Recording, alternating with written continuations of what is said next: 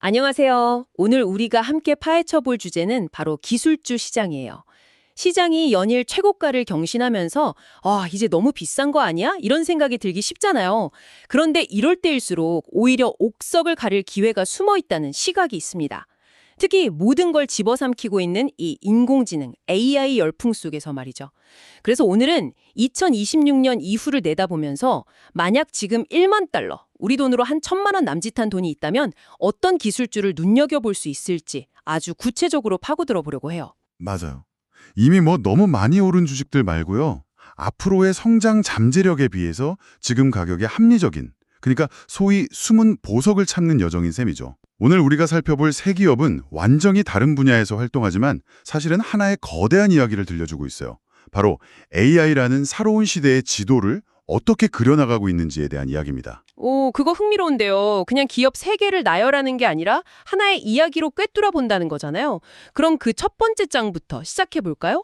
AI 골드러시 시대에 곡괭이와 삽을 파는 회사라고들 하죠. 바로 대만의 TSMC, 타이완 세미컨덕터 매니팩처링입니다. AI 칩을 만들고 싶어하는 모든 회사가 이 회사 앞에 줄을 서야만 하는 그야말로 AI 혁명의 관문 같은 곳이죠. 그렇죠. 근데 재미있는 건 모두가 그 중요성을 아는데도 가치평가 지표를 보면 고개가 좀 갸우뚱해진다는 거예요. 2026년 예상 실적을 기준으로 한 주가 수익 비율, 그러니까 PE는 23배 정도인데 더 재미있는 건 주가 이익 성장 비율, PEG가 0.7 수준이라는 점이에요. 잠깐만요.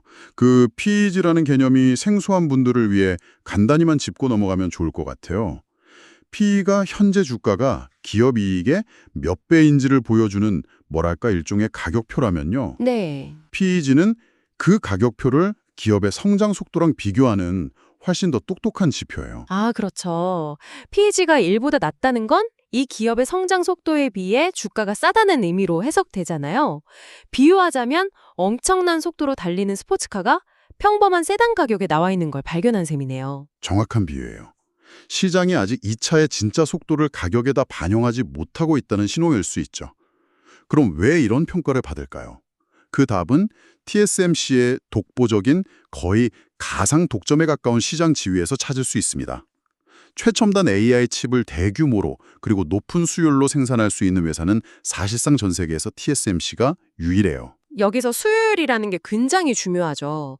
웨이퍼 한 장에서 불량품 없이 얼마나 많은 칩을 만들어내느냐 하는 건데 경쟁사들이 이 수율을 따라잡지 못해서 고전하고 있고요. 맞습니다.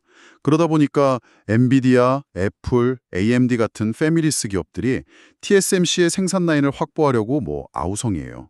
수요가 폭발하니까 TSMC는 배짱 좋게 2026년까지 공장을 대규모로 증설하겠다고 발표했고 심지어 고객사들에게 앞으로 4년간 가격을 계속 올리겠다고 통보했다는 이야기까지 나와요. 와, 이건 거의 갑의 위치를 넘어서 신의 경지인데요. 우리 집 쓰고 싶어? 그럼 우리가 부르는 값에 우리가 만들 수 있을 때까지 기다려. 거의 이런 거잖아요. 그게 실제 숫자로도 증명되나요? 그럼요. 이게 그냥 이론이 아니라는 게 무서운 점이죠. 실제로 지난 1분기 총이익률이 3.3%포인트나 급등해서 62.3%를 기록했어요. 이게 어느 정도냐면 원가 2,000원도 안 되는 커피를 5,000원에 파는 것과 비슷한 수준의 마진이에요. 돈을 버는 기계를 가지고 있는데 그 기계의 열쇠를 자기들만 가지고 있는 거죠. 듣고 보니 정말 대단하네요. 하지만 이렇게 좋은 이야기만 들으면 오히려 좀 불안해지기도 해요. 너무 좋은데 뭔가 함정은 없을까? 하는 생각이요. 예를 들어 대만을 둘러싼 지정학적 리스크라던가 아니면 삼성이나 인텔 같은 거대 경쟁사가 어느 날 갑자기 기술 격차를 따라잡을 가능성은 없을까요? 아주 중요한 지적이에요. 물론 그 리스크들은 실제하고 TSMC의 주가에 항상 할인 요인으로 작용하고 있죠. 하지만 동시에 생각해 봐야 할 건 이 반도체 파운드리 사업이라는 게 수십 년간의 경험과 데이터 그리고 천문학적인 자본이 쌓여야 하는 일종의 예술의 경지에 가깝다는 거예요. 경쟁사들이 하루아침에 그 격차를 따라잡는 건 거의 불가능에 가깝다는 게 업계의 중론입니다. 리스크를 감안하더라도 이 독점적 지위가 갖는 힘이 훨씬 더 크다고 보는 거죠. 알겠습니다. 그럼 AI 이야기의 첫 장, 즉 모든 것의 기반이 되는 하드웨어, 반도체는 TSMC라는 절대 강자가 꽉 쥐고 있다는 걸로 정리할 수 있겠네요. 그런데 이 강력한 하드웨어도 결국 소프트웨어가 없으면 그냥 비싼 돌덩이잖아요. 흥미롭게도 AI의 진짜 마법이 일어나는 소프트웨어 영역에서는 시장의 분위기가 사뭇 다르다고요. 네, 맞아요. 소프트웨어, 특히 SaaS, 즉 구독형 소프트웨어 시장은 지금 약간의 혼돈 상태에 빠져 있어요. AI가 기존의 비즈니스 모델을 완전히 파괴해버릴지도 모른다는 공포감 때문이죠. 어떤 공포감이죠? 좀 구체적으로요? 예를 들어 기업들이 굳이 비싼 돈 주고 소프트웨어를 구독하는 대신 AI를 이용해서 필요한 프로그램을 직접 만들어버릴 수도 있다는 우려. 혹은 AI 덕분에 훨씬 적은 인원으로 같은 일을 할 수 있게 되니까 소프트웨어 사용자 수가 줄어들 거라는 걱정 같은 것들이요. 이 불안감 때문에 아주 우량한 사스 기업들의 주가마저 맥을 못 추고 있는 상황입니다. 바로 그런 상황의 중심에 있는 기업 중 하나가 세일즈포스군요. 이 회사의 주가 매출 비율 PS가 4.5배, 주가 수익 비율 PE는 17배 수준이라니 성장주치고는 확실히 저렴해 보이네요. 그럼 세일즈포스는 이 위기 상황을 그냥 보고만 있는 건가요? 아니면 뭔가 비장의 무기를 준비하고 있나요? 바로 그 지점이 오늘 이야기의 핵심입니다. 세일즈포스는 이 AI라는 위협을 정면으로 돌파하면서 오히려 이걸 거대한 기회로 만들려고 하고 있어요. 바로 에이전트 AI의 선두주자가 되겠다는 야심찬 계획을 통해서죠. 에이전트 AI요? 요즘 많이 들리는 말이긴 한데 정확히 어떤 개념이죠? 오늘날의 AI가 우리가 질문하면 똑똑하게 대답해주는 천재 인턴 같다면요. 에이전트 AI는 우리가 목표를 던져주면 알아서 일을 처리하는 유능한 프로젝트 매니저에 가까워요.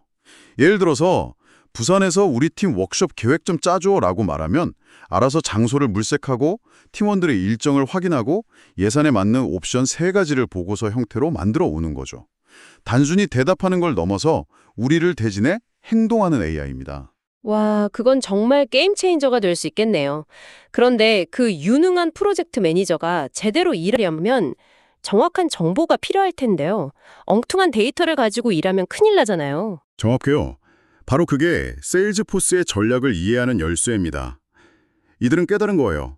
아무리 뛰어난 AI라도 쓰레기 데이터를 넣으면 쓰레기 결과를 낼 수밖에 없다는 것을요.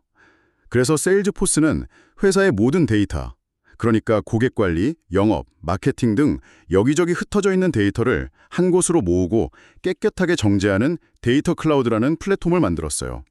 심지어 마스터 데이터 관리 전문 기업인 인포메티카까지 인수했죠. 아하, 그러니까 세일즈포스의 큰 그림은 그냥 AI 에이전트를 만드는 게 아니라 그 AI가 일할 수 있는 가장 깨끗하고 신뢰도 높은 데이터의 단일 저장소가 되겠다는 거군요. 일종의 마스터 기록 저장소가 되겠다는 거네요. 바로 그겁니다. 다른 모든 AI가 인터넷의 부정확한 정보 속에서 헤맬 때 세일즈포스의 AI 에이전트는 자사의 데이터 클라우드라는 완벽하게 통제된 환경 안에서 가장 정확한 데이터를 기반으로 작동하게 되는 거죠. 이건 엄청난 차별점이고 미래의 강력한 해자가 될 수 있습니다. 남들이 총을 만들 때 이들은 가장 정확한 실탄을 독점 공급하겠다는 전략이에요. 위기를 기회로 바꾸는 정말 영리한 전략이네요. 기업용 AI의 뇌가 되겠다는 거대한 야망이 느껴집니다. 자, 그럼 AI 이야기의 두 번째 장은 기업의 세계를 다뤘어요. 이제 마지막 장으로 넘어가 볼까요? 기업을 넘어 우리 개개인이 살아가는 디지털 세계를 장악하고 있는 거인, 바로 메타 플랫폼스입니다. 네, 세 번째 기업은 우리 모두에게 익숙한 메타입니다. 재미있는 사실은 이 거대한 기술주가 동료 빅테크 기업들 중에서 가장 저렴한 주식 중 하나로 평가받고 있다는 점이에요. 잠깐만요. 저도 그 숫자를 보고 좀 놀랐어요.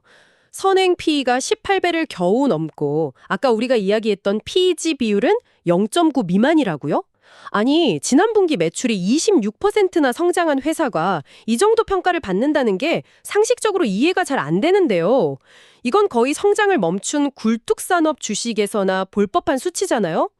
도대체 시장은 뭘 놓치고 있는 걸까요? 아니면 뭘 두려워하는 걸까요? 시장이 두려워하는 건 명확해요. 바로 메타버스죠.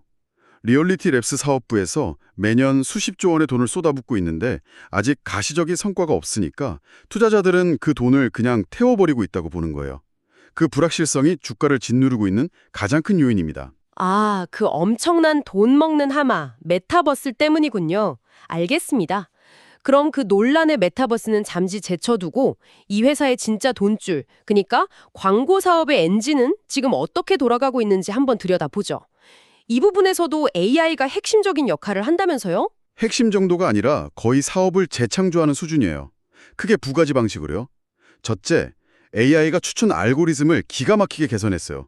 우리가 뭘 좋아할지, 어떤 영상에 더 오래 머물지를 AI가 귀신같이 알아채고 그런 콘텐츠를 피드에 계속 띄워주는 거죠. 아, 그래서 별 생각 없이 인스타그램 릴스를 보기 시작하면 1시간이 그냥 사라지는 거군요.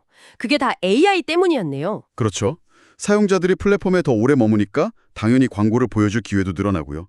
둘째는 광고주들을 위한 AI 도구예요. 이 도구들이 광고주가 어떤 광고를 만들어야 할지, 누구에게 보여줘야 가장 효과적일지를 분석해서 캠페인 성과를 극대화해 줍니다. 그러니 광고주들은 더 비싼 돈을 내고서라도 메타의 광고를 하려고 하죠. 잠시만요. 그럼 정리해보면 사용자들의 체류 시간을 늘려서 광고 노출량을 늘리고 동시에 광고주들의 효율을 높여서 광고 단가도 올린다는 거잖아요. 노출과 단가를 동시에 올리는 건 정말 어려운 일인데 그걸 AI가 해내고 있다는 거네요? 맞습니다. 그리고 그게 실제 숫자로 증명됐어요. 지난 3분기에 광고 노출수는 14% 늘었는데 평균 광고 단가는 무려 10%나 올랐어요. 이것이야말로 AI 전략이 완벽하게 먹혀들고 있다는 가장 강력한 증거입니다. 마치 식당이 손님 수와 음식 가격을 동시에 올리는 데 성공한 것과 같아요. 그렇군요. 그럼 앞으로의 전략은 어떨까요? 시장이 싫어하는 메타버스 지출은 좀 줄이고 이렇게 확실하게 돈을 벌어다주는 AI 분야에 더 집중할 가능성이 높겠네요. 그럴 가능성이 높죠. 경영진도 바보가 아니니까요. 그리고 여기에 아직 본격적으로 활용되지 않은 거대한 성장 기회도 남아있어요. 바로 전 세계 수십억 명이 사용하는 왓츠앱과 새로운 소셜미디어인 스레드에 광고를 점진적으로 도입하는 거예요. 이 거대한 사용자 기반은 아직 잠들어 있는 금광이나 마찬가지입니다. 오늘 정말 흥미로운 새 기업의 이야기를 들어봤네요. 정리해보자면 AI 시대의 기반 시설을 독점한 인프라왕 TSMC, AI라는 위협을 데이터 지배력 강화의 기회로 바꾼 기업용 AI의 설계자 세일즈포스, 그리고 AI로 핵심 사업을 강화하면서도 아직 실현되지 않은 잠재력까지 갖춘 저평가된 디지털 제왕 메타, 이렇게 요약할 수 있겠어요? 네, 반도체, 기업용 소프트웨어, 소셜미디어라는 각기 다른 무대에서 활동하지만 결국 세 기업 모두 AI를 어떻게 우리 비즈니스와 결합해서 누구도 넘볼 수 없는 경쟁 우위를 만들 것인가? 라는 질문에 자신만의 답을 내놓고 있다는 점이 흥미롭죠. 단순히 AI 기술을 갖는 게 중요한 시대는 지났고 그것으로 무엇을 할 것인지가 관건이 된 셈이에요. 주가 수익 비율 같은 숫자와 AI 전략에 초점을 맞춰서 이야기를 나눴는데요. 여기서 여러분이 한번 생각해 보실 만한 질문을 하나 던지면서 마무리할까 합니다. 숫자와 기술을 넘어 한 기업의 장기적인 가치를 결정하는데 적응성은 과연 얼마나 중요할까요? 오늘 우리가 본 세일즈포스는 위협에 대응해 사업 방향을 과감히 틀었고 메타는 시장의 압박 속에서 투자 우선순위를 재조정하고 있어요. 어쩌면 한 기업의 진짜 가치는 지금 보유한 기술이 아니라 우리가 아직 상상하지도 못하는 그 다음에 거대한 변화가 닥쳤을 때 그것을 인지하고 유연하게 대응하는 능력 그 자체에 있는 건 아닐까요? 한번 곱씹어 볼 만한 질문